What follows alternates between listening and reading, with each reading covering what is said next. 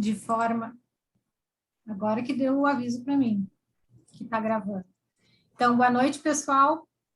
Bem-vindos, todos aqueles que estão conosco aqui de forma online, aqueles que vão assistir depois. É um prazer a gente poder organizar esse encontro, né, da Abras, que pretende esclarecer dúvidas. Hoje nós temos um convidado muito especial, uma pessoa que abriu um espaço na agenda para estar conosco, é o Dr. Alexandre Schwarzbold. Não sei se eu falei o sobrenome certo, mas se eu não falei, ele vai me corrigir depois. Ele é professor de infectologia da Universidade Federal de Santa Maria, é doutor em medicina pela URGS, ele também é Clinical Fellow da Universidade Livre de Bruxelas, médico infectologista do Serviço de Controle de Infecção do HU da Universidade Federal de Santa Maria. Ele também é chefe da unidade de pesquisa clínica do HU da Universidade Federal de Santa Maria, e ele é investigador principal da vacina da Universidade de Oxford contra a Covid no Brasil. Então, vocês veem que ele tem um currículo extenso, né? Uma pessoa que está extremamente habilitada, né? Pela formação que tem, pelo envolvimento que tem com o assunto, para nos orientar nesse tema que é tão decisivo, tão polêmico, tão atual, né? Essa live, ela tem esse objetivo, por isso cada um de vocês fique bem à vontade durante a fala do Dr. Alexandre para fazer perguntas, para trazer assuntos que vocês gostariam que ele abordasse de uma forma um pouco mais detalhada. Nós vamos estar atentos, eu vou ficar atenta aqui ao chat. É a minha primeira vez como facilitadora dentro da Abras, é um prazer estar aqui com vocês. O doutor Alexandre também eu soube que é a primeira vez dele aqui. Então vai ser um bate-papo, uma conversa que ela é informativa, que ela vai ficar gravada, ela está sendo transmitida também pelo Facebook nesse momento. Nós sabemos que o algoritmo, ele não entrega muito conteúdo que contém a palavra vacina, que contém a palavra Covid. Eventualmente, se você está assistindo pelo Facebook, eu peço que você deixe o seu like, é coisa bem de blogueira, mas funciona, gente. O algoritmo, ele é inteligente e ele vai entender que esse conteúdo é relevante e ele vai entregar para mais pessoas. É a forma que você tem de contribuir, de fazer esse conteúdo chegar para mais pessoas. Então, bem-vindo, doutor Alexandre, o doutor Eduardo está conosco, ele é o diretor da Abras aqui do Rio Grande do Sul, a Cléo também, ela é coordenadora do grupo de apoio, já foi presidente da Abras. Nós temos representados aqui pessoas da liderança da Abras, e é em nome da Abras que eu agradeço a presença de vocês e dou bem-vindo ao doutor Alexandre. Boa noite, muito obrigado, Grace, pela apresentação, obrigado a todos vocês da Abras, em nome aí do Eduardo Saab, da Clenícia Bertolucci, de vocês. É um prazer poder compartilhar com vocês esse momento. E eu me antecipava e dizia há pouco que a ideia é que a gente consiga fluir bem num formato de live mesmo, né? Eu não me propus, embora eu esteja muito habituado quase que semanalmente a fazê-lo, em compartilhar conteúdo específico e técnico. Estou imaginando que a gente tem um público relativamente heterogêneo, que acho que o que tem em comum é essa convergência dessa preocupação com a problemática do desenvolvimento do Alzheimer e da repercussão do Alzheimer. Mas, seguramente, eu acho que a gente pode expandir isso para uma discussão, para toda uma questão geriátrica em relação à epidemia, e por que não? Muitos de nós não estamos ainda nessa população, né? Enquanto tal, eu acho que discutir de maneira mais ampla a epidemia. E o título que vocês propuseram, eu acho que talvez eu tenha trabalhado junto na confecção dele, né? Eu acho que talvez seja o mais propício para a gente poder discutir digamos assim, com um alvo mais heterogêneo, né? E frente, inclusive, a informações que é muito frequente na mídia, né? O doutor Eduardo participa comigo de um desses grupos, né? Em que envolvem outros técnicos e outros médicos de áreas completamente diversificadas. Isso talvez tenha sido um dos pontos mais críticos e, ao mesmo tempo, na minha tradução, né, Eduardo, muito benéfico da epidemia, que é essa reaglutinação médica do ponto de vista de um agravo, né, de uma situação que, obviamente, envolveu toda a população mundial, mas o quanto médicos de áreas diferentes opinaram, não ficou restrito a nós, a área sanitária, na área de doenças infecciosas, doenças transmissíveis. ou área muito hospitalar, né, por conta de que é um agravo que repercutiu muito nos hospitais, mas o quanto isso envolveu muito da classe médica, do ponto de vista de posicionamento, do ponto de vista da necessidade de manifestação pública, de comunicação social. Acho que esse é um dos elementos que a gente pode, inclusive, debater, discutir, para além desse aspecto técnico, né? E é claro, essa infodemia, como é um termo que a gente tem utilizado muito, não só para a epidemia, que é esse excesso de informações de todos os lados, né? As fontes de informações são mais diversas, tem um aspecto extremamente positivo, que é o aspecto exatamente da democracia, do acesso à informação, da manifestação múltipla, mas nós temos visto também essa dificuldade enorme de filtro da informação, e aí essa infodemia é esse lado pejorativo da informação. É aquele que não há o filtro no que nos diz respeito científico, mas que é traduzido como uma informação científica. Isso também, de algum modo, nos atrapalhou muito na evolução da epidemia e da apresentação de uma resposta à epidemia. De modo, né, eu estou muito à vontade para vocês fazerem questionamentos de toda a ordem. Eu queria apenas, talvez, quem sabe, dar um teor um pouco mais otimista nesse momento. Se as lives que eu participei lá de 2020, e a gente participou entre colegas, entre jornalistas, né, e uma população diversa, elas não eram muito otimistas, porque nós tínhamos que fazer um alerta.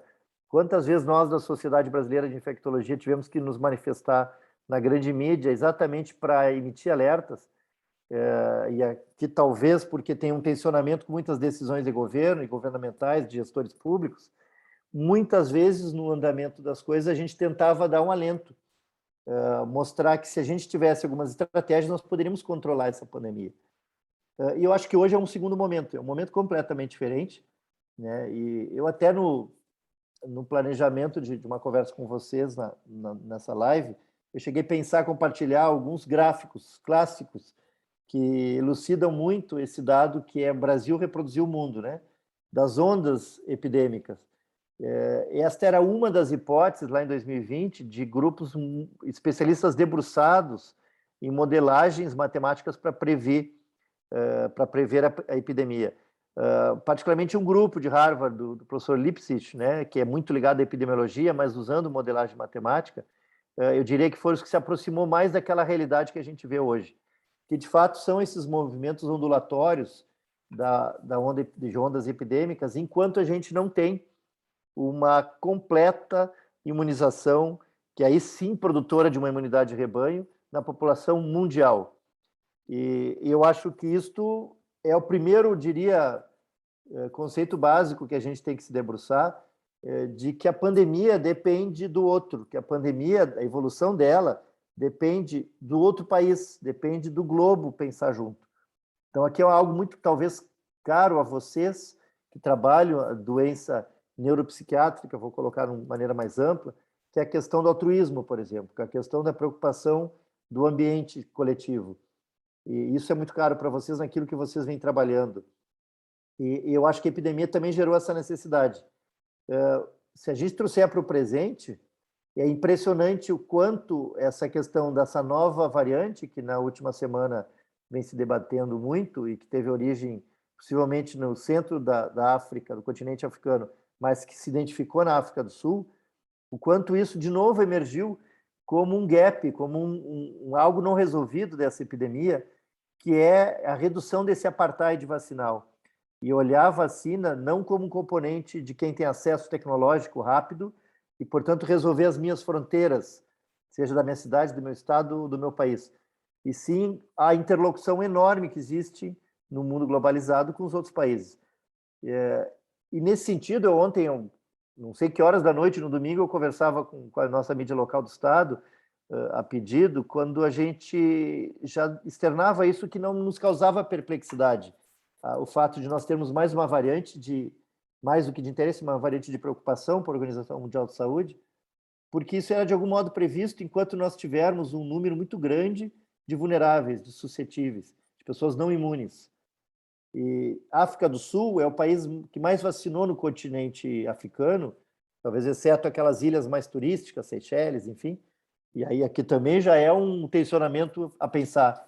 Por que Marrocos, Seychelles, ilhas turísticas da África são onde tem uma campanha de vacinação maciça, quase 70% vacinado, mas que não tem importância do ponto de vista da epidemia africana, do ponto de vista de controle da África. A África do Sul foi o país que mais vacinou, país continental, diria assim, depois do Marrocos, no continente africano, pois vacinou 1/4 da população apenas com 2 doses. 25% dos sul-africanos são vacinados. Então, vocês imaginam que a grande maioria da população é exposta. E um outro elemento importante de por que a gente está ainda convivendo, e aí depois eu queria não me estender para a gente poder discutir uma perspectiva bem positiva, mas por que a gente ainda não percebeu o quanto nós somos ainda vulneráveis, é que provavelmente variantes como essa surgiram desde o ano passado. Essa variante se resolveu se denominar Ômicron, né? Mas não importa que nome se dê a ela, ou o número que se dá a ela, a essa variante de identificação genômica, tudo se estima pelo desenho da prole dela, vamos traduzir assim, da filogenia dela, que provavelmente ela exista desde o ano passado e que, como ela não foi identificada, ela permitiu, essa variante veio de uma permissão ambiental de um vírus que permaneceu circulando por um ano. E qual é o nosso gap, qual é o nosso hiato aqui, que é mundial e que é muito brasileiro também? Nós não identificamos essas variantes, nós não temos estruturas para identificar. Eu, graças às pesquisas de vacinas e o apoio internacional, eu sou um dos centros que agora a gente está constituindo na nossa Universidade Federal, um laboratório que, junto com um grupo da Fevale, que junto com alguns colegas da Universidade Federal do Rio Grande do Sul, conseguimos ser um dos poucos 10, Eduardo, que consegue identificar variantes no Brasil. Você olha a dimensão do nosso país, continental e populacional, com fronteiras abertas, aeroportos internacionais. Nós temos talvez 8, 10 centros que têm a capacidade de identificar variantes. E a capacidade não só de recursos humanos, mas, sobretudo, de estrutura laboratorial. E aí a gente vê a nossa limitação. Isso foi muito bem externado pelo Túlio de Oliveira, que é um brasileiro que identifica e gerencia e lidera um laboratório na África do Sul e que é quem possivelmente identificou todo esse movimento de variantes, né? De modo que nós vamos evoluindo na epidemia, a gente vai vendo esses gaps que a gente não resolve. E a gente pode discutir os gaps, as dificuldades de resposta de saúde pública que a gente teve na epidemia, e o quanto o impacto da vacina mostrou que nós resolvemos muito desses gaps com a vacina. Então, se nós tivemos um movimento de imunização do ano passado para cá, que é quase como de uma tartaruga, nós tivemos nos últimos 3 meses um movimento de lebre. O Brasil ultrapassou a grande parte dos países ricos do mundo em imunização. Nós perdemos ainda para o Chile, Portugal e Espanha, se não me falha a memória, desde a Península Ibérica e o Chile, que ainda tem uma campanha de vacinação maior do que a nossa. Mas ultrapassamos a América do Norte e os países centro-europeus, né? Isso, de novo, traz a nossa grande expertise do Programa Nacional de Imunização, do Sistema Único de Saúde, mostrando o quanto isso era muito forte para nós e provavelmente nós teríamos uma das melhores respostas à epidemia no mundo. Mas que eu acho que por omissões e por gaps e por confusões de narrativas, a gente perdeu tempo. E eu acho que isso a gente está recuperando em tempo, ao ponto de que beneficiamos muitas pessoas.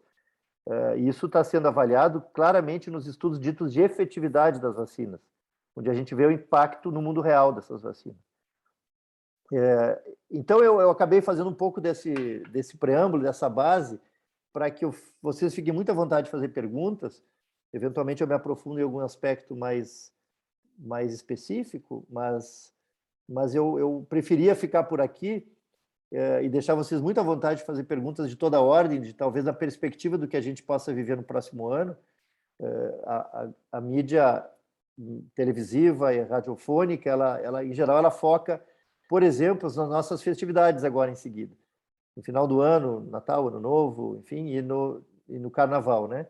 Ou seja, voltou o foco para o Brasil, porque agora estão no inverno do hemisfério norte, ou quase no inverno, outono para o inverno, e eles já viram o quanto essa epidemia não se controlou completamente.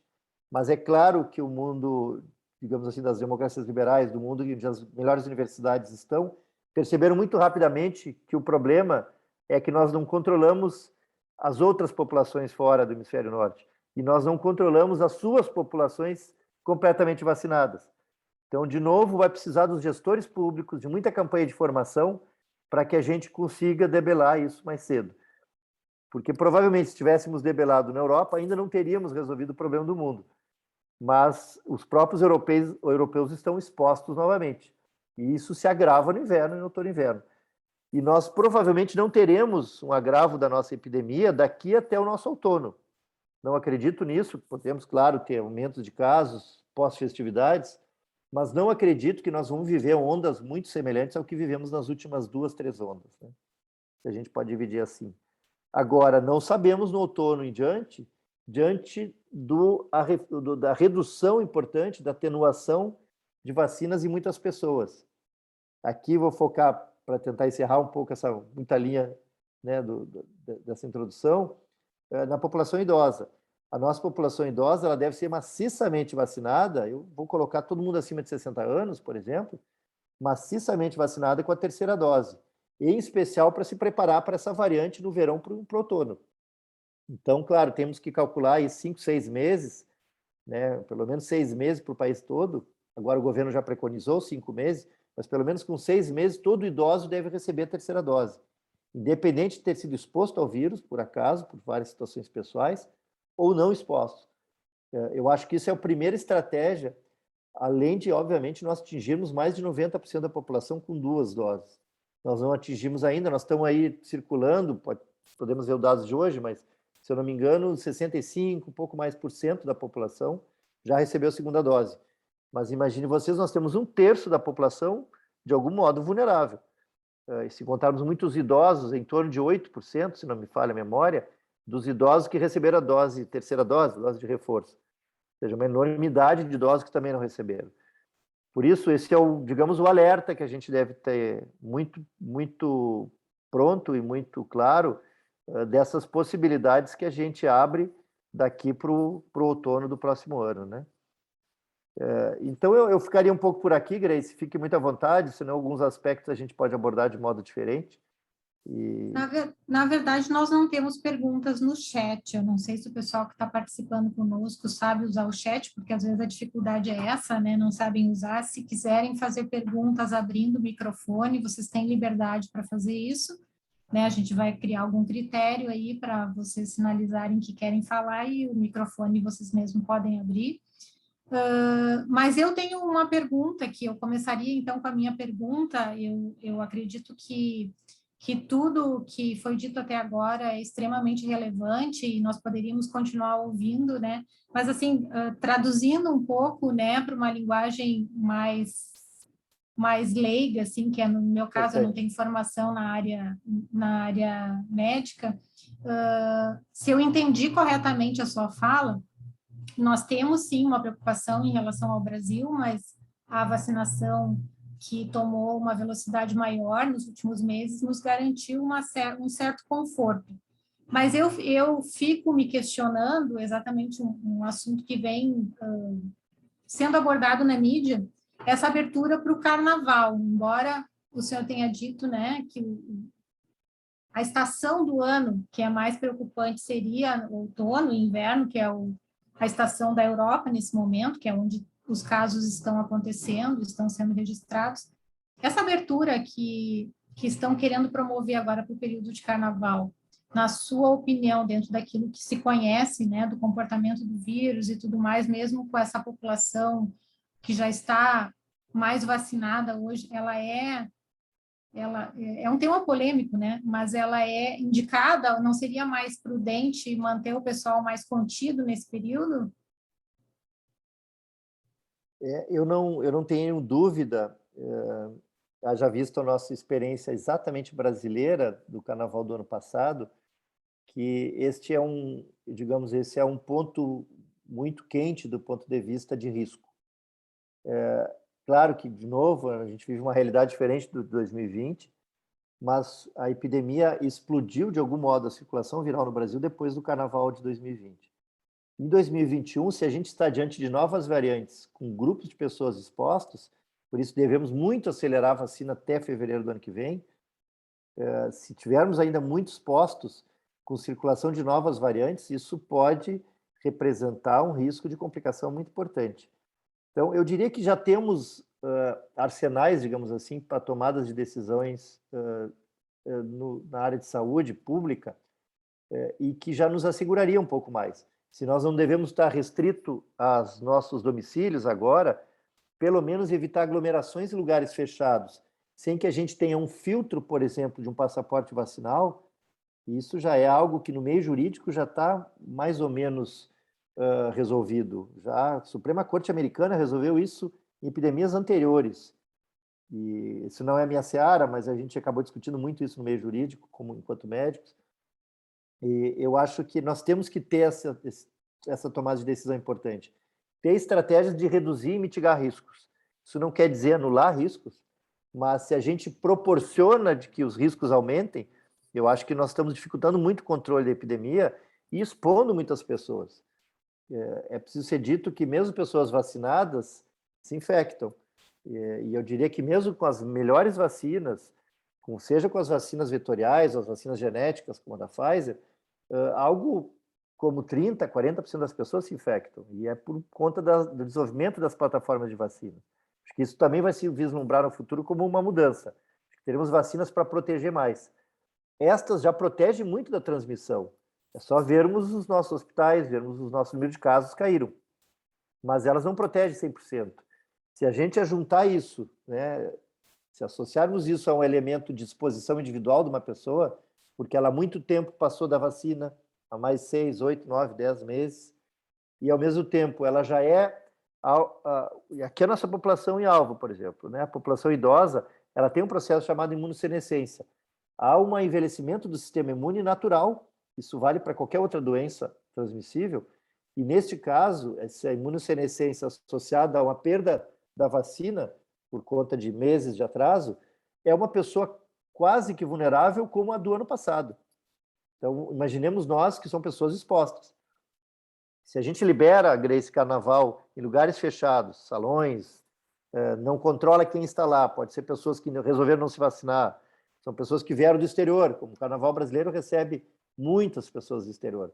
Vamos colocar aqui Belo Horizonte, Rio, sobretudo, Salvador, sobretudo, né? E são lugares turísticos que tem carnaval turístico e que recebe gente do mundo. Se essas pessoas não tiverem um passaporte vacinal ou até, quem sabe, uma estratégia de testagem, como é recomendado para a participação, nós estamos quase num cenário parecido do ano passado. Então, se a situação sanitária epidêmica nesse momento não é tão grave, ela pode passar a estimular um pico, porque estamos falando de variantes de pessoas que voltaram a ser vulneráveis. Então, eu acho que essas estratégias seriam adequadas. Se um governo me pergunta individualmente, nos pergunta na Sociedade Brasileira de Infecto, nós temos discutido isso nos próximos meses das festividades, como que nós vamos nos manifestar em relação a isso, nós temos muita preocupação. Se a gente não, por outro lado, não precisa extinguir a ideia, de novo, não ter nenhuma festividade de carnaval, por outro lado, nós não podemos liberar sem nenhum mínimo de filtro, sem um passaporte muito claro, porque eu acho que nós podemos estar estimulando complicações individuais. Eu acho que isso é a pensar, sim. Eu imaginei que tivesse... Aliás, é fácil de imaginar que o risco existe e que aumenta o risco com essas aglomerações. O doutor Eduardo lembrou aqui no chat que, além do carnaval, nós temos agora mais próximos do que o carnaval, as festividades de final de ano, que também é uma época que costumeiramente a família se reúne. Nós já estamos há quase 2 anos, né? 2 anos praticamente, sem poder celebrar festas desse tipo, ou pelo menos não sendo aconselhado, né, a celebração, para pessoas que estão institucionalizadas, como é o caso do meu pai, né, que fica na clínica e tal. O doutor Eduardo está perguntando exatamente isso, alguma recomendação que o senhor faria em relação a essas épocas, que tipo de cuidado, além do uso de máscara, além dos ambientes mais abertos, alguma coisa que pudesse acrescentar para ajudar as pessoas nesse período a não... Nós temos uma segunda pergunta aqui, mas eu vou começar com essa. Basicamente, são estratégias para reduzir os riscos, né?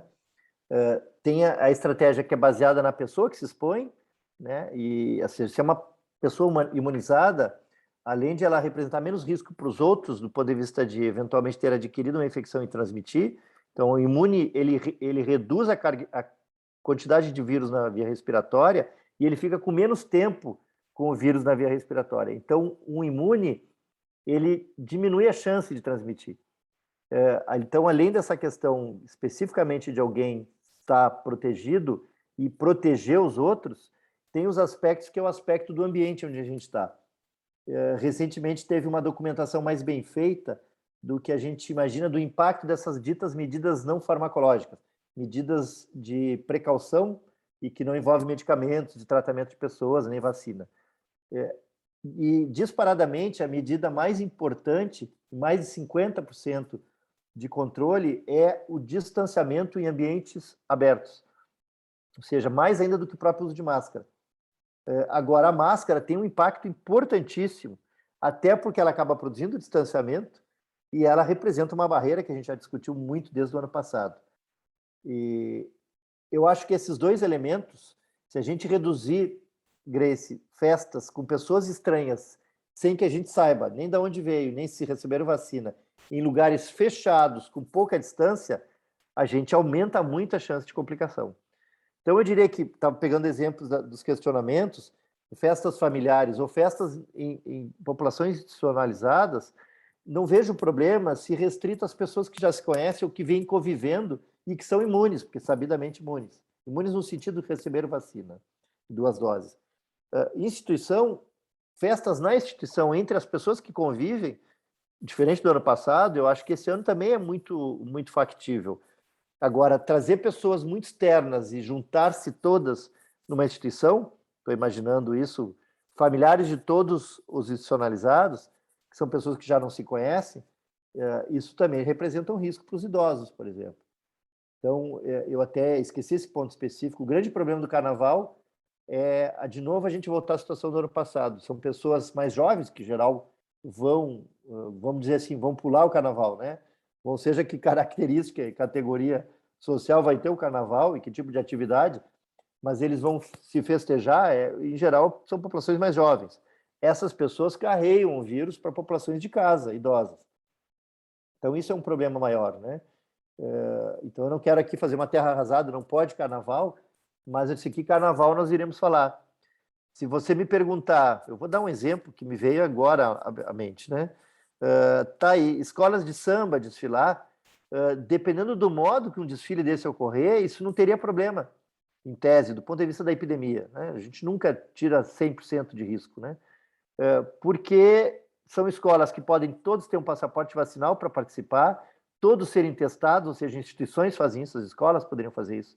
E o desfile pode ser organizado de um modo diferente dos anteriores, mas pode-se produzir carnaval, a economia voltada ao carnaval funcionar. Agora, se você me disser, vamos para festas de salão fechada e sem nenhum controle de quem entra do ponto de vista vacinal, ou mesmo de testagem, de status de sintomas, é um risco importante. Eu não colocaria minha família nesse ambiente, né? E agora, é muito difícil não fazer um paralelo com o que a gente vem vendo no futebol. E mesmo para quem não assiste ou não gosta de futebol, mas a televisão mostra, né? Os estádios de futebol no Campeonato Brasileiro de Futebol são, alguns deles, completamente lotados. Dependendo do estado, nas últimas semanas, o Rio Grande do Sul agora só que liberou o futebol nessa última semana, mas Belo Horizonte tem estádios lotados. E na última semana, se não me falha a memória, lá em Belo Horizonte, as últimas 2, não houve nem controle do ponto de vista de passaporte vacinal, como era uma recomendação de protocolo para a CBF no reinício dos estádios. Então, até então não via tendo impacto, o impacto era muito pequeno, inclusive estava se testando esses torcedores, sei porque colegas da SBI fizeram projetos específicos para a CBF no estado de Minas, mas agora já não está sendo acompanhado isso. Então, a gente não sabe a repercussão que vai ter, né? Imagina-se uma aglomeração maior. Mas nós vivemos uma realidade diferente. Nós conseguimos encher estádios e isso não ter ondas de internações, de hospitalizações em Belo Horizonte ou no Rio de Janeiro. Foram os 2 estados que mais fizeram isso. E isso é muito típico da efetividade das vacinas, né? Futebol e carnaval, né? As 2 paixões do brasileiro. Eu não curto nenhum dos dois, então, para mim, Para mim fica fácil evitar, porque não é a minha praia. Nós temos uma outra pergunta aqui, doutor Alexandre, que é da Tatiana. Ela fez a pergunta até mais cedo, mas eu estava esperando um momento para a interrupção aqui, né? Ela perguntou em relação à situação que ela vive com a mãe, e eu acredito que dela mesma, se eu entendi certo, ela pergunta assim: eu tenho também dúvidas sobre os 5 meses que o senhor mencionou, né, de uma terceira dose ser aplicada depois de 6 meses, teoricamente, depois da segunda dose. E ela está, então, perguntando aqui no chat: a minha mãe fez com 6 meses e eu faria a dose em fevereiro, agora já se diz em janeiro. E o carnaval, no caso, mencionando, né, essa questão do carnaval, vai ser no final de fevereiro. Então, ela está perguntando se tem alguma orientação, né? E aí depois ela complementa aqui o comentário dela, dizendo que na família dela está bem difícil manter, né, a família sem fazer esses ajuntamentos, que até o presente momento eu estou entendendo que eles fizeram de forma fracionada. Ela mesma usa essa palavra aqui, porque para a mãe dela tá difícil, né? O comentário que ela está fazendo aqui no chat. Depois, se ela quiser complementar com alguma outra informação, ela fica à vontade, mas seria uma orientação em relação a essa terceira dose, então, que ela está perguntando aqui, que o senhor mencionou também no início da sua fala. Quando a gente recebe uma informação de quando a gente deve vacinar novamente, uma segunda dose, um reforço, talvez a gente não imagine que essa definição de 5, 6, ou menos ou mais, de intervalo de meses, o Eduardo, de algum modo, ele entenderia bem isso, processos biológicos que acontecem na biologia, e seja qual for a área da medicina, né, da saúde, tudo é uma curva, isso não é tudo ou nada. Isso quer dizer que houve uma definição, a partir dos estudos de vacinas, que começa a haver uma redução importante lá pelo 5º mês, ela se acentua no 6º mês em diante, mas ela não é tão arbitrária. Então, isso também vai depender muito da vacina que a gente está falando. Porque algumas vacinas, mais precocemente, elas reduzem a produção de anticorpos, e o corpo não consegue sustentar, e outras vacinas duram um pouco mais. Mas, então, para definição de saúde pública, para que valha para todas as pessoas, se define um prazo, em geral, para tomadas de atitudes públicas. Porque daqui a um pouco nós temos uma vacina, não temos outra. Então, eu diria, isso é importante dizer para a Tatiana, eu acho que ela faz uma questão muito pertinente, ainda mais sabendo que teremos encontros e coletivos de pessoas, enfim. As pessoas, será que estão protegidas com 6, 7 meses? O governo liberou para 5 meses, então não vejo nenhum problema se chegar no período de 5 meses e um pouco mais, já vacinar uma pessoa. Eu acho que deve. Eu diria que abaixo de 5 meses não há necessidade mesmo de tomar a terceira dose. Mas a partir do 5º mês até o 6º mês é indiferente. O que é importante é não deixar passar muitos meses da segunda dose na população idosa. Então, como estratégia, melhor se vacinar antes. Isso não representa um risco do ponto de vista de segurança da vacina, e também não vai ser menos ou mais produção de anticorpos, por conta exatamente dessa curva. Ela é tudo um processo contínuo. Ela não é, se você fez no 7º mês, você não tem nada de proteção lá no 7º mês, ou se você fez 4 meses, vai ter muito risco. Não vai ter risco e nem vai deixar de produzir, mas é uma curva. O momento ideal é entre o 5º e o 6º mês. Então, dá para ter essa segurança. Eu vi o comentário da Tatiana em relação à própria mãe, né, Tatiana, que essa angústia de não ter a possibilidade de manter-se no isolamento e de não poder ver outras pessoas. Eu vou trazer a questão pessoal da minha família. E eu acho isso forte porque a gente não tem que esconder que nós temos nossas realidades muito parecidas, né? A Cleonice conhece bem minha mãe. A mãe está com quase 80 anos, ano que vem ela comemora 80. E, na verdade, no ano seguinte. Mas, enfim, nós já estamos quase em 2022. E a mãe, ela ficou praticamente, ela tem muitas irmãs, né? E ela ficou praticamente meses sem ver as irmãs. E neste momento, eu diria, nesse momento, a partir de que ela tem 2 doses, a mãe recebe visita das irmãs e visita a minha avó, que tem 104 anos, se eu não me engano, a avó fez, ou 105. Acho que está desligado. Acho que está desligado, né? 105 a avó fez. Eu sei porque eu fiz questão de visitá-la agora nos 105 anos. E imagina alguém de 105, mais exposta ainda. E elas comemoram aniversário com velhinha, bolo e tal, e umas 6 irmãs juntas lá, né? Os 5 no momento e outra vem. Esse é um momento diferente. Eu acho que, Tatiana, dá para fazer. É diferente, de novo eu faço paralelo com a história do carnaval. É diferente de levar a mãe para um lugar onde a gente não conhece as pessoas, onde tem muitos jovens, e que talvez de origem diferente, que a gente obviamente não vai ficar fiscalizando situação vacinal, status vacinal. Isso deve ser feito por organizações, por instituições que organizam eventos.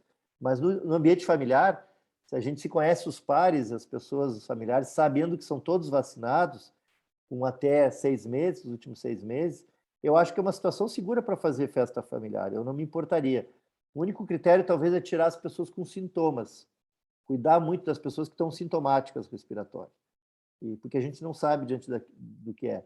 Mas, senão, a gente vai talvez, isso é um assunto, talvez o Eduardo pode falar melhor que eu, o impacto enorme que tem essa infodemia que eu falava, mas também nós temos uma sindemia, que é aquilo que vem ao largo da epidemia e que também é gerador de complicações, principalmente de saúde mental. E eu acho fundamental a retomada das visitas entre familiares vacinados, e eu vi o impacto na família da minha mãe. Isso foi extremamente benéfico. Então, eu diria para a Tatiana, dependendo de que evento nós estamos, ou está se pensando em na família, não há nenhum problema. Eu acho que deve-se estimular a mãe a receber visitas. O importante é saber que quantidade é essa de pessoas, de onde vêm essas pessoas, porque senão vira que nem um aniversário de 100 anos, né? 80 pessoas, aí é mais complicado. Então, me lembro um filme espanhol, Mamãe Faz 100 Anos, por exemplo, né? Esse filme é muito antigo, mas enfim, do Carlos Saura, e que era muito divertido, aquelas mesas, assim, de cada lado tinha 15 pessoas. E a mãe fica na ponta da mesa, e a metade da mesa ela não conhece, mas todos conhecem ela. Então, isso já é mais delicado. Nós estamos conversando com uma comunidade aqui da Abras, né, que as pessoas que estão participando, elas possivelmente têm algum familiar, né, alguma proximidade com a doença de Alzheimer, que é uma doença que, dependendo do estágio, né, ela tira do paciente, né, a possibilidade dele fazer escolhas. Então, ele pode estar sentindo falta, né, do contato familiar, em alguns casos ainda tem memória para lembrar, para sentir falta, para ter saudades, mas ele não tem condições ele não sabe, o meu pai, quando eu visito, ele não sabe o que é o vírus e não sabe por que a gente está usando máscara. Na última visita que eu fiz, ele dizia, para que tu tá com esse pano no rosto? Para que tu tá com isso? E não adianta explicar, porque quem tem que ter o cuidado com ele somos nós, né? E o doutor Eduardo está fazendo uma pergunta aqui no chat, também relacionada com a questão da vacinação e do Alzheimer, juntando os dois assuntos. Ele diz que viu um vídeo, né, esses dias, em que o vídeo sinalizava que as vacinas têm substâncias que podem piorar, né, os sintomas das pessoas que têm Alzheimer, ou, enfim, agravar a situação. Isso tem alguma, ele está perguntando aqui, tem algum sentido, o senhor conhece algum assunto, algum estudo, alguma coisa que tenha sido feito nesse sentido? Não, eu acho muito boa a pergunta do Eduardo, até para a gente poder ajudar, esclarecer e ampliar essa informação. Nós temos, quando a gente avalia o efeito das vacinas, a gente sempre deve avaliar no tempo, e, portanto, nós temos muito pouco tempo ainda para quase que estabelecer o mais comum e o mais raro dos efeitos adversos, os chamados eventos adversos da vacina. E se a gente olhar os dados de vigilância, ou que a gente chama de farmacovigilância das vacinas no mundo, naqueles órgãos do mundo inteiro que acompanham, e o Brasil tem a Anvisa que deve fazer isso, nós temos muito problema de subnotificação no Brasil. E aí não é culpa da Anvisa, é culpa de quem não notifica. Quando eu digo quem, é profissional de saúde. Não sei se o Lato. Os nossos profissionais no Brasil ainda não criaram a cultura, e isso é uma obrigação por lei de profissional de saúde desde a década de 70. Desde a gestão do Geisel, que se criou uma lei de vigilância epidemiológica que obriga todo e qualquer profissional de saúde que, obviamente, identifique a notificar o Ministério. E o Brasil, nós temos muita subnotificação, mas nós temos já muita informação desses últimos meses do uso de vacinas na população americana, que tem um controle mais rigoroso, e da população europeia. E nós temos os órgãos desses países que documentam das principais vacinas sendo utilizadas no mundo, como as 4 no Brasil, que tipo de evento adverso tem sido documentado. E alguns são até mais preocupantes, mas são raríssimos num contingente de bilhões de pessoas que nós estamos vacinando. E esses raríssimos, isso é muito importante, essa questão do Eduardo é muito útil para a gente poder discutir esse aspecto de vacina. Elas são tão raras ou mais raras do que as vacinas que a gente usa corrente no calendário vacinal do Ministério da Saúde, e que, na verdade, nós nunca nos debruçamos sobre os eventos adversos.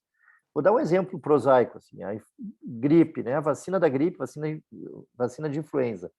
No mundo, se a gente pegar dados mundiais, nós vamos ver aí uma dezena de pessoas, não é uma, mas não é 100, que fazem o que a gente chama de uma síndrome de Guillain-Barré. Fazem uma paralisia, que ela é flácida, ela é progressiva das pernas para os membros superiores, e muitas, a grande maioria, são transitórias, mas é muito assustador, com a vacina da gripe, mas num contingente de bilhões de pessoas vacinadas. Ou seja, de novo, não é tudo ou nada. Cada pessoa, hospedeiro, tem uma situação. O importante é ver o impacto disso. Se nós temos um impacto muito grande, ou seja, se nós tivermos muitas pessoas vacinadas com problema, isso passa a ser um problema da vacina, do produto investigacional. Então, falo isso para dar esse contexto de que as vacinas de Covid, nós temos mais ou menos identificado as complicações possíveis, e aquelas piores complicações, a maior parte tem sido reversíveis, inclusive, como o Guillain-Barré. Eu vou dar outro exemplo, antes de abordar especificamente a questão do Alzheimer. As vacinas da Pfizer, em adolescentes, deu um número maior de uma inflamação no coração, chamado miocardite. Todas elas, pelo que se tem de dado, foram reversíveis nos adolescentes. E tudo indica que esse processo tem uma relação hormonal, inclusive, por isso mais nos adolescentes do que nos adultos mais velhos, e provavelmente não vai ter esse problema nas crianças, onde os Estados Unidos já está vacinando as crianças com essa vacina. Muito bem, o Alzheimer o Eduardo sabe bem, já é um processo muito mais lento. Ele é um processo de instalação de um problema patológico de depósito de determinadas proteínas no cérebro humano, em que a gente não vai avaliar tão imediatamente pós-vacina. Acho que provavelmente nós só conseguiríamos ter esse tipo de dado, né, Eduardo, anos depois. Quando eu dou aula específica de vacinas, em contextos técnicos, eu sempre abordo isso, que, na verdade, o aspecto da segurança de vacinas sempre valeu, não é só para a Covid, nós só conseguimos avaliar com o tempo.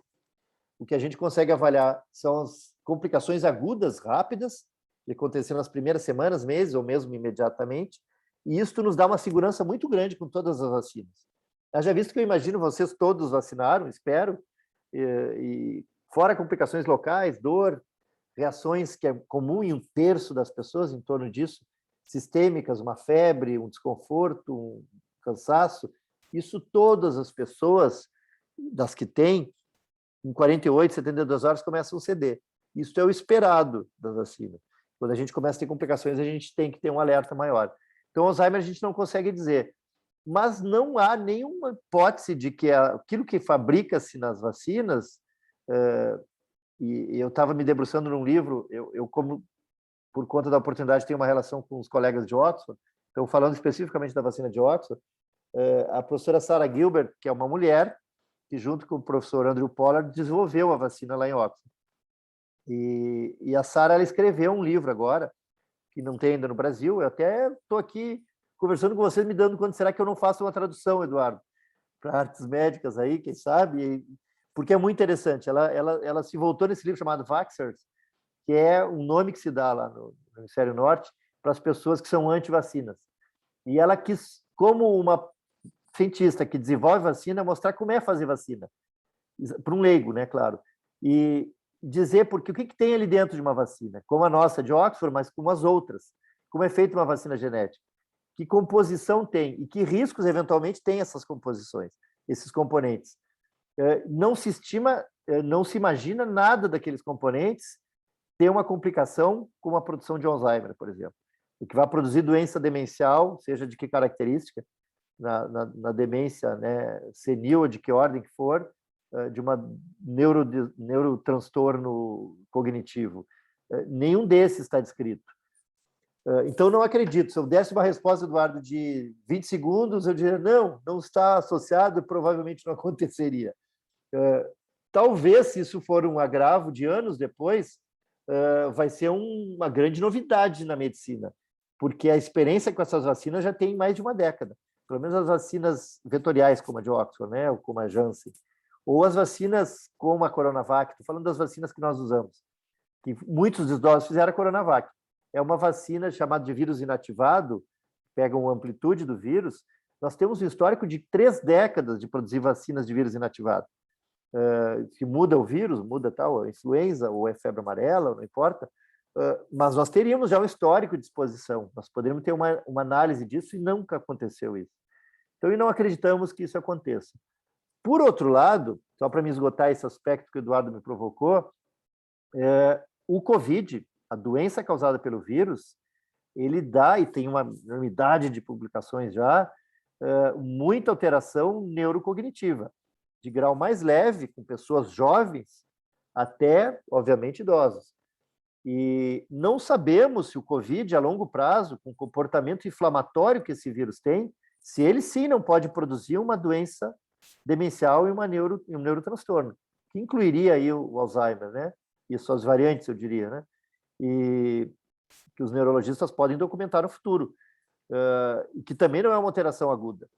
Portanto, eu acho que se a gente pesar risco-benefício, vacinar com essas plataformas já conhecidas, eu diria que é muito mais seguro do que pôr em risco uma pessoa de meia idade ou já idoso que possa desenvolver um Alzheimer por conta do vírus. O vírus, ele é um vírus extremamente inflamatório. Quando ele faz essa inflamação no pulmão, ele gera o que a gente viu, infelizmente, milhares de pessoas. Ou, na verdade, milhões de pessoas no mundo, 5 milhões de pessoas mortas por uma doença inflamatória grave no pulmão. Mas ele gera doença inflamatória em outros órgãos, que inclui o cérebro. Eu diria que é um dos que ele mais causa transtorno. Talvez nem todos saibam, eu vou para esgotar aqui, eu tive, pessoalmente, eu fui exposto e peguei infecção, eu tive Covid, internei algo como uma semana no hospital com dependência de oxigênio, isso lá nos primeiros casos que eu atendi lá em maio do ano passado, e eu fui até em Santa Maria o primeiro médico a hospitalizar no Hospital de Caridade. E eu me lembro muito bem, nas primeiras semanas, eu sofri como eu nunca tive enxaqueca. Eu nunca tive cefaleia, nunca tive problema de dor de cabeça. Se tive, não me lembro, porque nunca foi um problema, seguramente não crônico.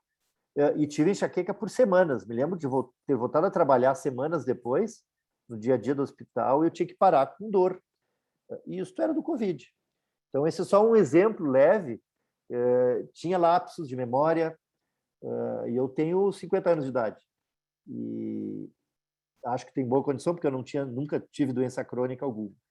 E isso é muito notório. Imagina se isso num idoso com doença mais grave. O impacto inflamatório é muito maior. Então, se tiver que pesar, vacinas que é muito mais seguro do que ter um risco de uma pessoa se expor. Nós não temos mais perguntas aqui no chat. Não sei se tem alguém da nossa audiência aqui que gostaria de abrir o microfone. Grace, posso fazer uma pergunta para ele? Claro. Doutor Alexandre, conforme as variantes estão aparecendo, agora tem essa nova cepa aí que veio da África, provavelmente essas vacinas que se tomou são seguras para essa nova cepa ou teremos que ser vacinados novamente conforme ela for aparecendo? Essa é uma pergunta muito atual e pertinente. Eu diria que tudo leva a crer que uma boa parte das vacinas vão perder um pouco de eficácia, mas elas não vão perder completamente, do tipo, for inútil a vacina que eu tomei diante da exposição dessa variante. E a gente faz um paralelo com a própria variante mais predominante no mundo ainda hoje, que é a Delta, inclusive no Brasil, que é essa que também voltou a produzir uma onda importante na Europa e que não foi uma onda importante no Brasil, porque nós tínhamos vacinado já um bom número de pessoas, associado a um bom número de pessoas expostas já. E ela teve uma onda muito pequena no Brasil após a fase da Delta. E a Delta já tinha mais de 10 mutações nessa proteína famosa S, que usa para entrar na célula humana. Aqui, provavelmente, com mais de 30 mutações especificamente nessa proteína e mais de 50 mutações em outras partes do vírus, nós provavelmente vamos ter uma queda de eficácia. Mas a notícia boa, primeiro, então, que não se perde a eficácia de uma vacina que teve estímulo de um tipo de imunidade que a gente chama de imunidade celular, que é também estimulada pela vacina e que não é de anticorpos. É a capacidade que, depois de uma nova infecção ocorrer, o corpo humano tem células de defesa que respondem ao estímulo da vacina anterior. E isso aí independe da mutante do vírus. Então, nós temos isso. E essa já é também uma boa notícia, independente da variante. Mas a boa notícia é a notícia tecnológica. A capacidade de responder com essas vacinas, de uma nova vacina, é muito grande. Hoje eu estava vendo um dos diretores da Pfizer comentar que provavelmente em 3 semanas eles adaptaram a vacina da Pfizer a esta variação de mutante, né? A variação antigênica. E também a Moderna, que é uma vacina muito semelhante, e o professor Andrew já nos garantiu que ele já está com o laboratório dele desenvolvendo essa adaptação. Esse tempo é muito mais para poder adquirir cepas variantes e poder estudar no laboratório e já desenvolver a nova vacina do que propriamente da dificuldade de elaborar uma nova vacina. Essas plataformas são muito dinâmicas, elas permitem as vetoriais e as genéticas de adaptar uma nova vacina. Então, eu acho que essa é a boa notícia. E por fim, eu acho que nós não vamos ter, talvez, um acesso a essas novas vacinas adaptadas tão rapidamente, porque é asa da grande demanda mundial. Eu acho que uma 4ª dose para populações específicas passa a ser uma estratégia também a adotar. E muitos países estão com oferta muito além, né, do que tem. Os Estados Unidos, por exemplo, ele produzia algo como 1 bilhão de doses, uma população de 300 milhões. Então, ele tem vacinas para o mundo. Se a gente colocar isso com o Brasil agora, nos próximos meses, tendo uma autonomia muito maior de produção da sua IFA, né, do seu ingrediente, aquele farmacêutico que a gente tem que colocar em qualquer vacina, que no Brasil até então nós não produziríamos, né? Nós estamos aguardando um ok agora de um órgão americano para dizer podem produzir, porque essa vacina é similar, igual a qualquer vacina de Oxford no mundo. Também o Brasil vai ter uma capacidade de produção muito maior, porque ele não depende de importação de insumo algum. Então, eu acho que dar uma 4ª dose, até que venham essas vacinas adaptadas, vai ser uma estratégia também para conter a variante. Eu vi um médico infectologista, que ele é do Conselho da ONU, da Organização Mundial da Saúde, aliás, e ele estava dizendo, né, que já estão estudando novas vacinas para todos os vírus as novas cepas que aparecerem, né?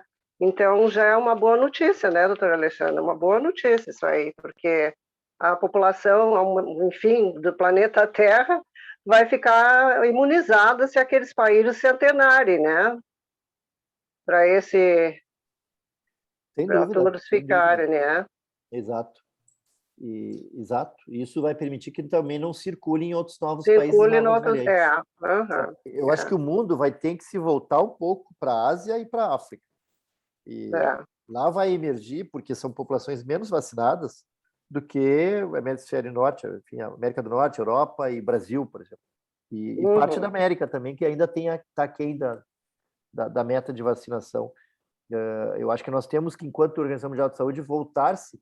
Existem organismos, e a gente, de algum modo, tem uma interlocução com eles exatamente pela produção dos estudos de vacinas. Um organismo é o CEPI, né? CEPI, e são todos organismos e órgãos internacionais que vocês podem procurar na internet e ter uma ideia digamos assim, desses consórcios de países a partir de estímulos públicos e privados. O CEPI ele tem um assento na OMS, no que diz respeito à saúde e vacina, para que exatamente produza-se aquilo que se chamou de iniciativa COVAX, que todo país ele bota uma parte, bota uma coisa muito gaúcha, mas enfim, ele aloca parte do recurso para produzir vacinas para o mundo, não só para si. E quem está nesse consórcio é beneficiado pela impossibilidade de custear, por exemplo, bilhões de dólares em vacinas. O Brasil ele não chega a 10%, mas ele teve Covid para ter mais de 40% na iniciativa COVAX, como sempre teve. Mas a gente resgata essa participação, porque a iniciativa COVAX ela é voltada para os países que vão ter mais dificuldade, que são os países não produtores de vacina. Enfim, eu acho que é por aí, eu acho que é um alento bom. Já é um alento, realmente. O gauchês é permitido, doutor Alexandre. A Abras do Rio Grande do Sul é que está promovendo Exato. esse encontro, então está liberado o gauchês. Talvez alguém do norte não entenderia. Nós temos que talvez ter essa preocupação de traduzir alguns termos, né? Mas esse eu acho que é fácil de entender. Tem duas perguntas aqui no chat, uma do doutor Eduardo e outra da Jussara. Elas têm uma certa ligação. O doutor Eduardo está mencionando aqui no chat que você mencionou na sua fala que teve Covid, e ele está perguntando, então, que se quem já teve precisa ser vacinado ou adquire imunidade contra a doença. E a Jussara tem uma pergunta que, na verdade, ela está com outra redação, mas eu imagino que a dúvida seja a mesma. Se a proteção por imunidade, pela vacina, no caso, ou por anticorpos, que é gerada através de quem teve a doença, é a mesma coisa. Nós temos alguma orientação para pessoas que já tenham tido a doença, que já tomaram dose da vacina, enfim, tem alguma coisa que possa esclarecer esse pessoal? Ela me parece realmente duas questões bem interligadas, e o doutor Eduardo ele tem uma intuição didática, né? Ele faz perguntas tipo assim, aproveita e fale sobre isso, porque isso tem uma repercussão nas tomadas de decisões enorme, não há dúvida. Estão muito interligadas. E são bem importantes, são duas questões muito importantes e muito pertinentes. Porque até no meio médico, eu diria, pelo menos de quem não é infectologista, que se debruça de fato sobre vacinologia, ela também é uma dúvida, né? E mais do que uma dúvida, ela alimentou tomadas de decisões equivocadas e defesas, como eu diria assim, de narrativas equivocadas do ponto de vista científico. Eu vou traduzir isso que eu quero dizer.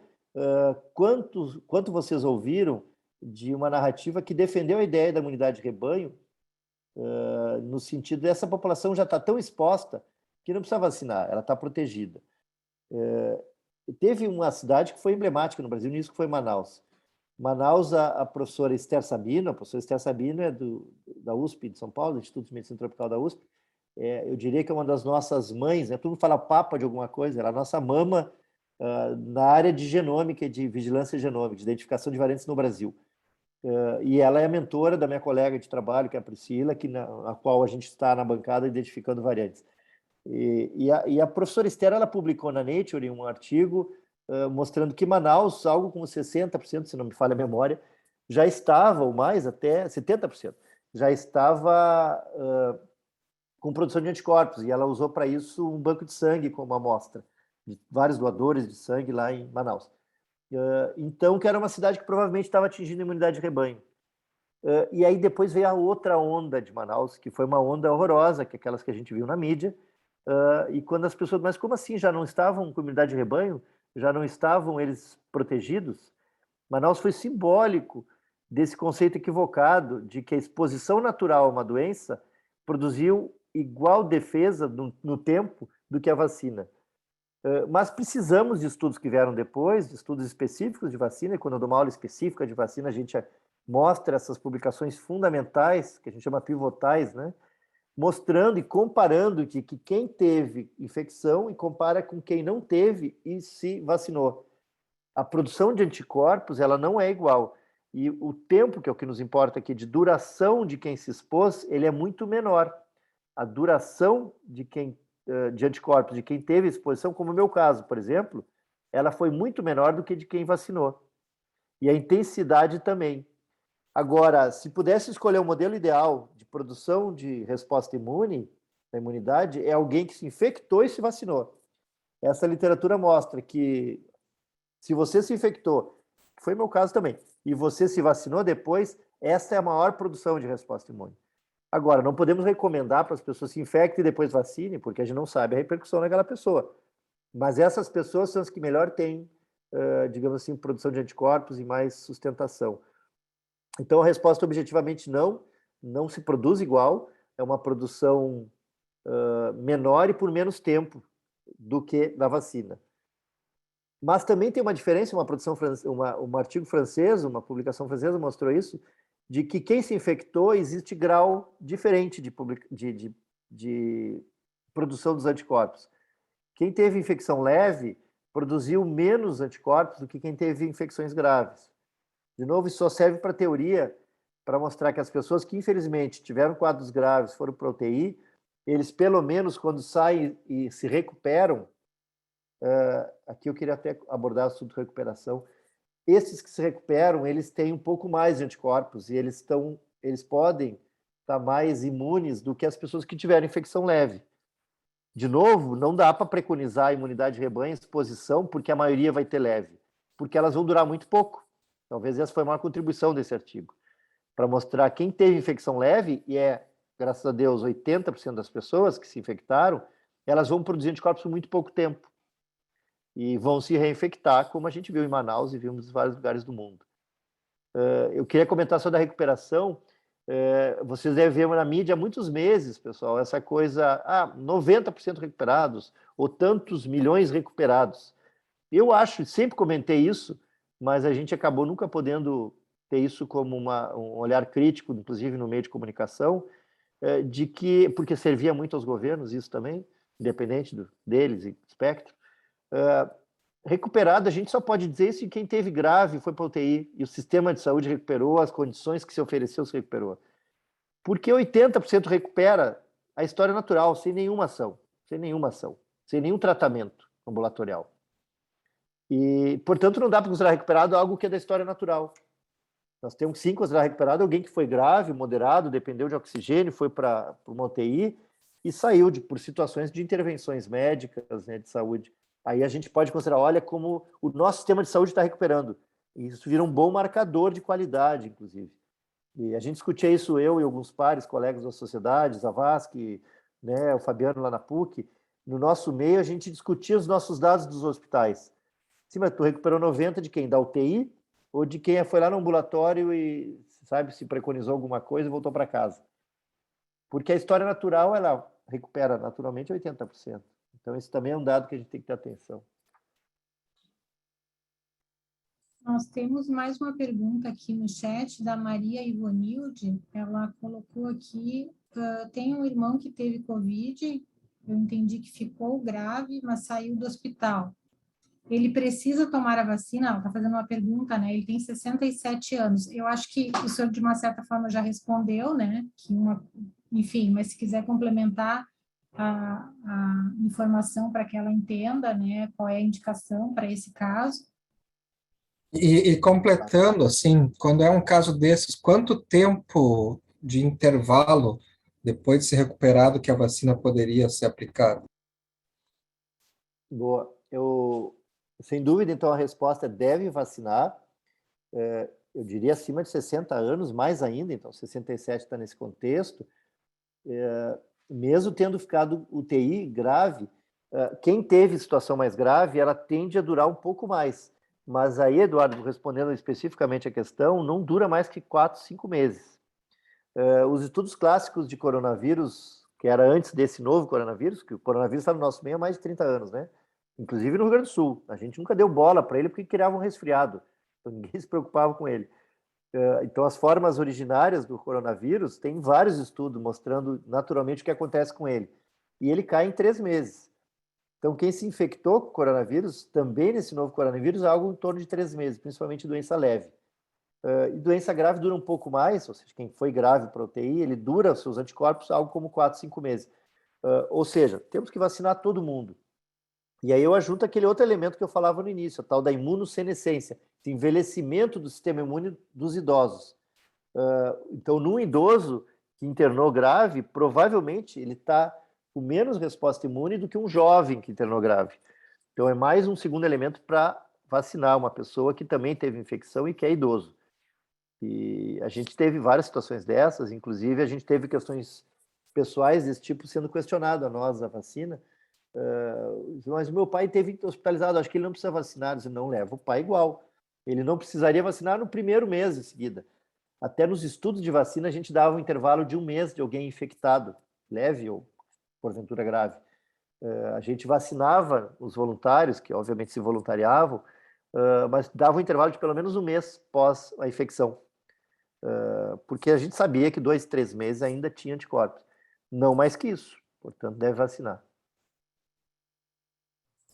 Nós já estamos com 1h20 de live, embora tenhamos começado um pouquinho depois do horário anunciado de início, mas já estamos caminhando para o final. E aí eu não sei se vocês têm, mas o pessoal que está ao vivo conosco aqui está tendo o privilégio de poder perguntar, né, especificamente sobre a sua situação, ser bem pontual em relação à pergunta.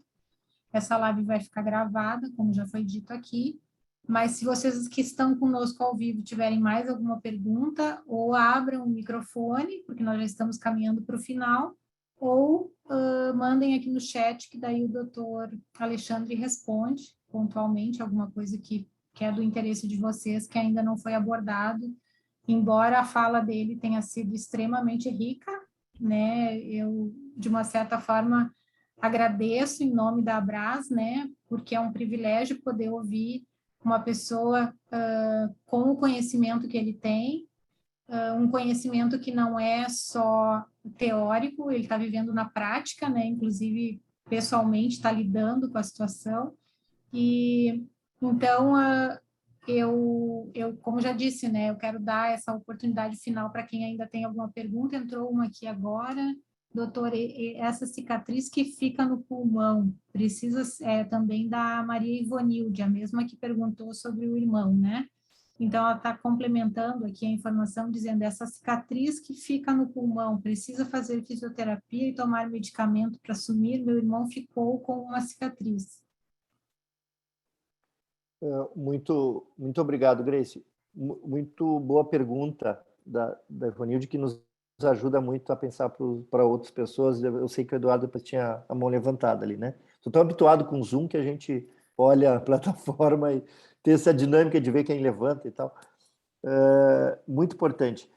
A boa parte de quem teve complicação com dependência de oxigênio é muito importante diria semanas, para não dizer meses, porque vai depender de pessoa a pessoa, manter ou uma rotina de fisioterapia respiratória, eu diria que os idosos mais ainda, quem teve na UTI muito mais ainda, e para muitos se lança a mão de alguns sprays, sim, orais, algumas bombinhas, né, com alguns componentes, e não é só corticoide, são componentes modernos que a gente utiliza, inclusive, para doença broncopulmonar, e que contribui demais para a recuperação digamos assim, da função pulmonar, né?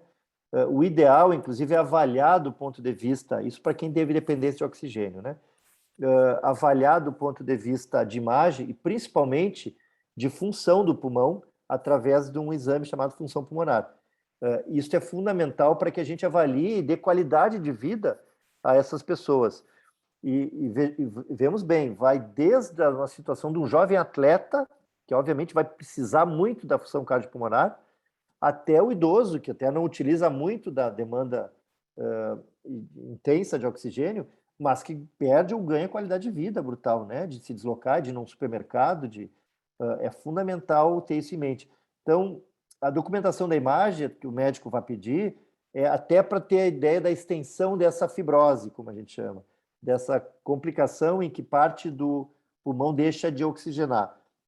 Então, eu diria que sim, se eu for dar uma resposta objetiva, muito objetiva para a Ivonilde, muito sumária, alguns medicamentos com spray oral, a gente lança a mão, e fisioterapia, dependendo da situação, teria que avaliar caso a caso. Mas eu diria que tem que procurar uma avaliação de saúde nesse sentido.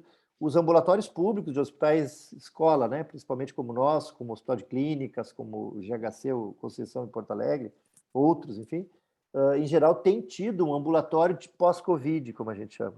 Nós temos o nosso ambulatório de pós-Covid, que a professora Adriane Pascoaloto tem coordenado, a gente participou de algumas coortes e a gente colocou e convidou para coordenar esse ambulatório. E ali a gente avalia com colegas de pneumo, enfim, essa avaliação pulmonar, né? Eu acho bem importante. depois a gente pode abordar alguma questão sobre medicamentos, mas esses medicamentos de recuperação pulmonar talvez seja importante. Tinha alguma outra questão? Acho que Eduardo quer fazer. O doutor Eduardo. Eu quero fazer uma questão bem voltada para cuidadores de idosos com demência, né?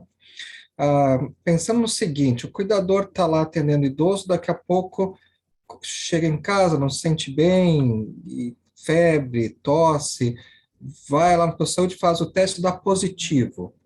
Pergunta 1, tá? Como é que... vamos pensar que é um quadro leve, né? Pensar pelo bem desse cuidador também. Mas o que deve se proceder com a pessoa com Alzheimer que está em casa e foi atendida, vinha sendo diariamente atendida por essa pessoa, né? E pergunta 2, quando que essa pessoa pode retornar? Vamos pensar num quadro leve também, pensando pelo bem do cuidador. Quando que ela poderia dizer assim, não, agora você já pode retornar sem riscos a pessoa com Alzheimer? Essa é uma situação, na verdade, bem do mundo real, né? E não só, então, no cuidador de uma pessoa com Alzheimer, mas mesmo de outras patologias, né? De doenças crônicas.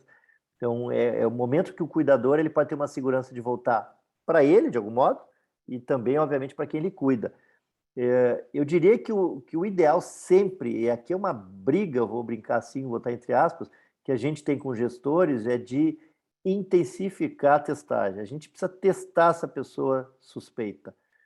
Se a gente está diante, pegar o exemplo de uma pessoa que vive com Alzheimer, se ele foi sintomático, se ele teve doença, apesar de leve, por isso ficar em casa, precisa ter certeza que era isso, confirmar por teste, mesmo uma pessoa em casa. Pessoa que é restrita a leito, também a gente tem que testar, tem que ter testagem domiciliar. Mas se a gente está, como eu acho que é o foco da pergunta, Eduardo, só do cuidador, ele possivelmente sintomático, ele também de algum modo tem que testar. E ele testando e sabendo, eu tenho doença porque eu fiz o PCR de preferência, mas se fez o teste rápido de antígeno e deu detectado positivo, a segurança maior é quando ele tem, a partir de 7 dias, né, a ausência de sintomas, e principalmente a ausência de sintomas respiratórios. Lá no início, a gente obrigava a fazer um segundo teste de PCR para mostrar que ele não detecta mais. E aí, obviamente, liberavam as pessoas. Só que isso se mostrou sem sentido, não racional, porque muitos detectavam, e ainda a gente vê isso, 28 dias, às vezes mais de um mês, e essa detecção não era indicativa de transmissão, porque detecção molecular, como a gente chama esse tal da técnica de PCR, detecta qualquer partícula do vírus, e às vezes tinham pessoas muito bem, obrigado, sem sintomas, assintomáticos, e que ainda estavam detectando PCR. E aí você imagina o quanto isso representava um problema de absenteísmo no trabalho. Empresas, hospitais, cuidadores domiciliares, porque as pessoas, o meu PCR estava muito bem, está quase correndo na praça, mas o meu PCR ainda está positivo. Então a gente não faz um teste de controle, a regra, e é uma regra que o organismo, que um órgão americano segue, o CDC, você tem um teste positivo, você deve ficar em isolamento domiciliar, enfim, e 7 dias sem contato com outros. Portanto, o cuidador fica em casa e não ir trabalhar. Até que ele não tenha sintomas a partir de uma semana. E agora, a pessoa tem tosse, a partir de 7 dias continua com tosse, ela precisa ser reavaliada, ela precisa ser retestada, né? Até porque daqui a pouco ela precisa cuidar do cuidador. Agora, o mais comum, 80%, são evoluções leves, que em 7 dias as pessoas poderiam voltar ao trabalho. Sim.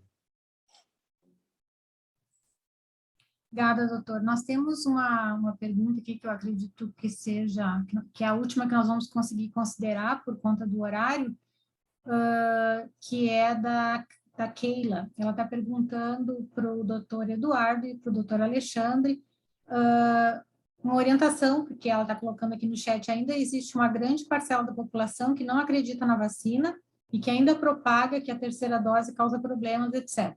Como vocês observam essa realidade e como ela pode ser mudada ou amenizada para que não tenhamos maiores reflexos nas pessoas em relação à terceira dose, né? Enfim, ela botou aqui de não querer voltar para a terceira dose.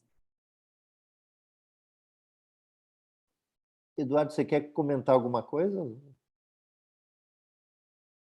Senão eu... Eu vou comentar que uma das estratégias é a gente poder fazer lives com pessoas como o Alexandre, e pode nos esclarecer sobre isso. Doutor Alexandre, tudo contigo.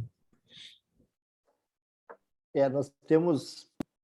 Você sabe que antes da epidemia do coronavírus e outras epidemias intermitentes que acontecem, vai ou volta, e que acontece no nosso meio, o infectologista ele sempre trabalhou muito desde os anos 80 com a epidemia do HIV/AIDS, ou seja, das pessoas que vivem com o vírus HIV. E todos os trabalhos e toda a experiência que a gente carregou da epidemia, independente da faixa etária, nós temos no meu hospital e em muitos hospitais, algo como 1/5 da população é idosa que tem o vírus HIV. Então, nessa população vale igual aos mais jovens, que é o nosso, digamos, o nosso público aqui, né?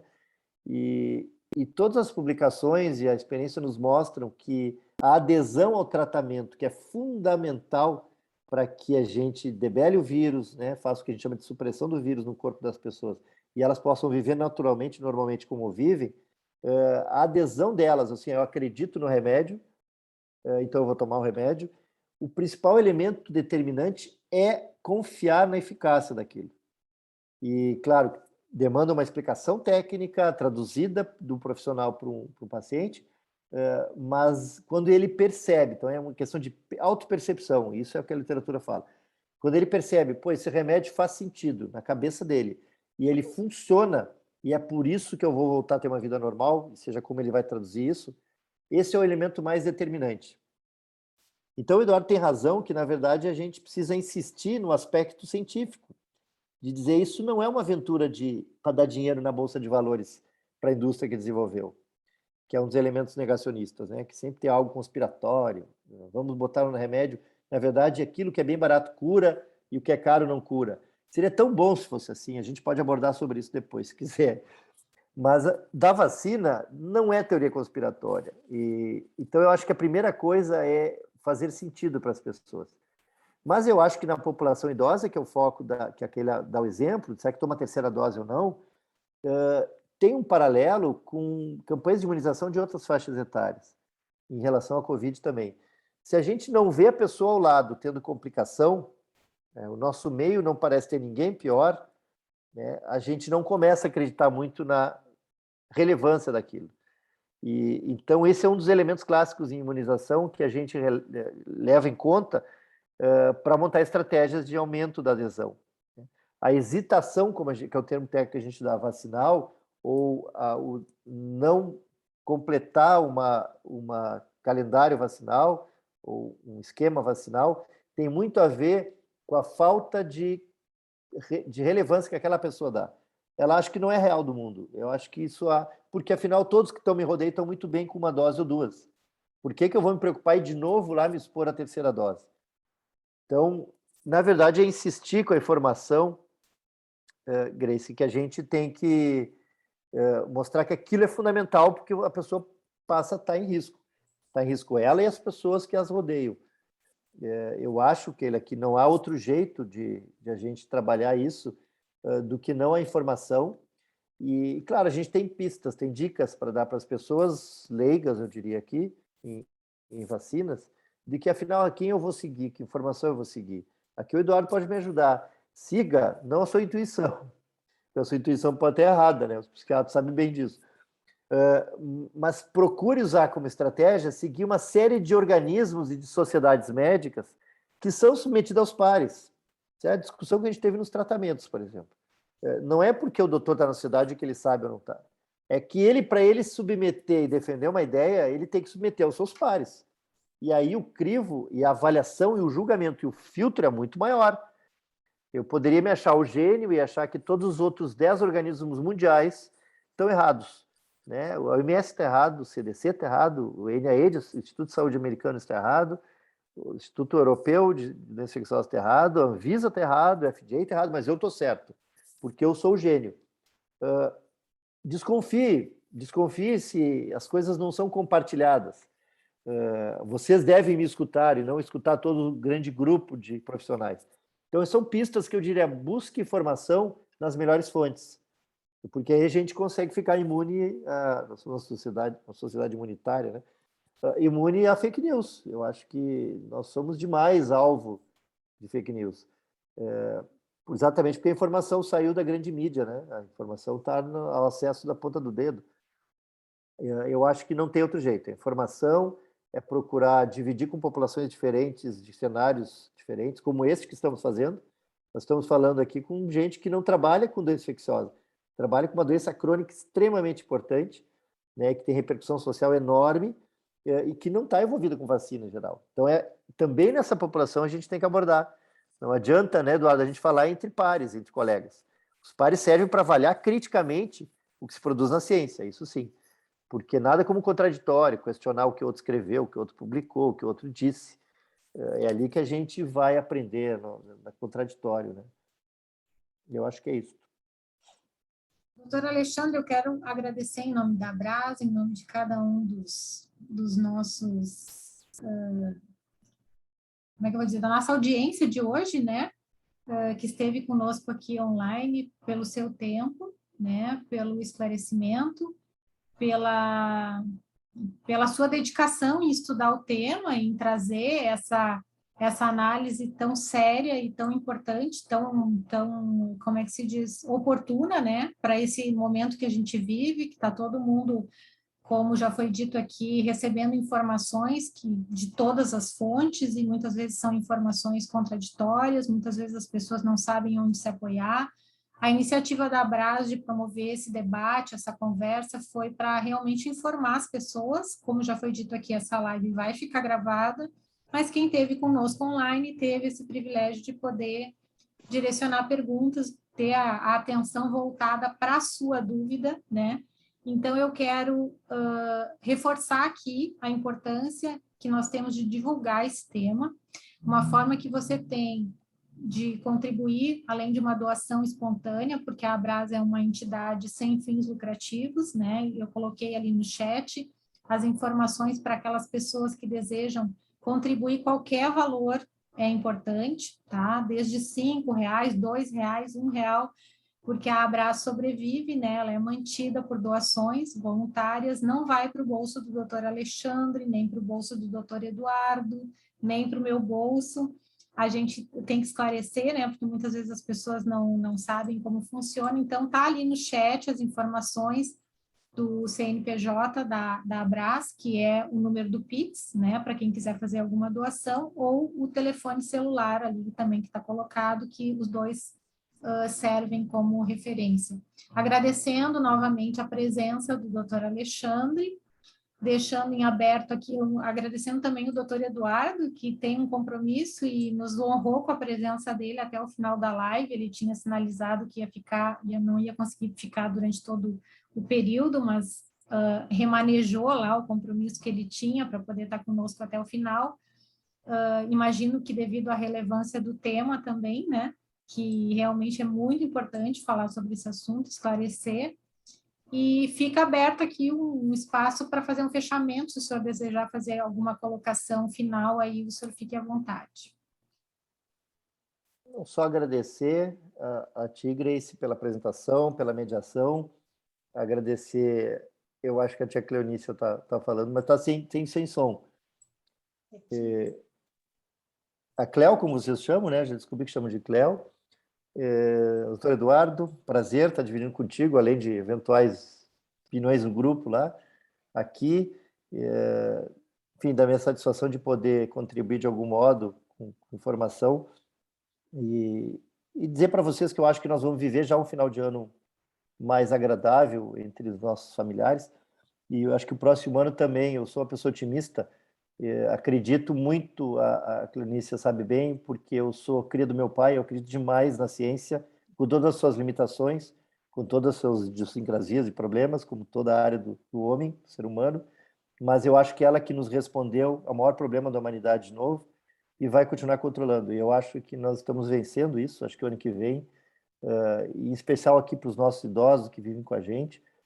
Eu diria que isso talvez é o que me deu mais satisfação e gratificação nos estudos de vacinas, é ver o impacto rápido que a gente teve em uma enormidade de populações de idosos, porque eu vi o outro lado disso. Como médico, eu faço plantão ainda em UTI, sem UTI, enfim, e a gente vê os dois lados da coisa. Mas como pesquisador, o que mais me gratificou foi ver o impacto nos primeiros meses disso. E, então, só agradecer muito o convite, espero ter ajudado um pouco, está sempre à disposição. Obrigado. Podemos encerrar. A Cléo quer falar alguma coisa, doutor Eduardo? Está bem assim? Está bem? O microfone está mudo, Cléo, não sei se você está falando. Foi uma noite muito proveitosa, eu acho que todos gostaram muito, né? E foi uma honra, um prazer tê-lo aqui conosco, doutor. E, numa outra oportunidade, estaremos novamente juntos aqui para essa noite maravilhosa que foi de... Aproveitamos muito e ficamos sabendo, tirando nossas dúvidas, né? E eu acho que foi muito uma noite proveitosa. Muito obrigado. E uma boa noite. Obrigado, pessoal. Boa noite. Quer dizer que eu fiquei um pouco mais, fui ficando, disse, não, está muito bom, está muito boas falas, Não doutora. podia perder, né? Continuar. Prazer é mútuo. Obrigado, Eduardo. Vou deixar você encerrar, então, Eduardo. A Não, de gravação. forma alguma, vai lá, anfitrião. Não, a gravação. A gravação, sim. A minha fala eu já encerrei. Tá bom. Então, um grande boa noite a todos. Vamos lá. Boa noite, gente. Boa noite. Obrigado. Ô, Eduardo, mostra essa preciosidade que está aí do teu lado. Está abanando o rabinho. Ah, tem 2, 3, eles estão me cobrando, tá? Mas como é que... Mas olha aqui, ó, tem um aqui, ó, abanando o rabinho. Tá, gente? Agora eu vou cuidar deles um pouco aqui também. Quer dizer, depois da outra reunião. Uma boa noite a todos. Boa noite. Boa noite. Boa noite. Uma boa noite a todos. Boa noite.